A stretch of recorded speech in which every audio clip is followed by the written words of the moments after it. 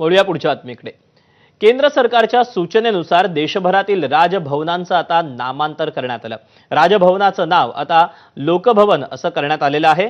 महाराष्ट्र आणि गुजरातचे राज्यपाल आचार्य देवव्रत यांनी या संदर्भात राजभवन सचिवालयाला निर्देश दिले। लोकभवन केवळ संविधानिक कर्तव्यांपुरतं मर्यादित न राहता जनतेशी नातं जपणारं लोकभवन असेल असं राज्यपालांनी स्पष्ट केलं।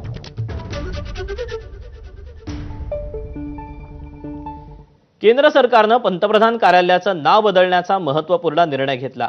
सेंट्रल विस्टा प्रकल्पाअंतर्गत उभारल्या जात असलेल्या नव्या पीएम ऑफिसला आता सेवा तीर्थ असं नाव दिलं गेलं। देशाशी संबंधित सर्वात महत्त्वाचे निर्णय ज्या ठिकाणी घेतले जातात त्या कार्यकारी केंद्राला नवं नाव देत शासन म्हणजे सेवा हा संदेश अधोरेखित करण्याचा प्रयत्न करण्यात आला।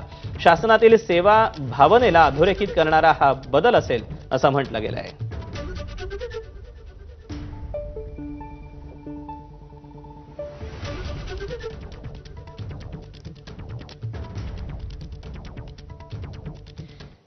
केंद्र सरकारने जी नामांतराची अधिसूचना जारी केलेली आहे त्यामध्ये कुठली नावं बदलली गेली आहेत, काय नावं करण्यात आली ते आपण पाहूया।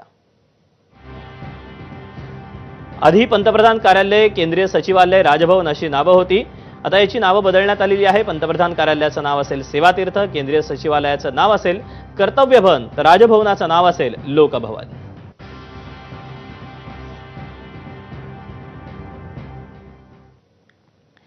आणि यानंतर वळूया पुढच्या बातमीकडे।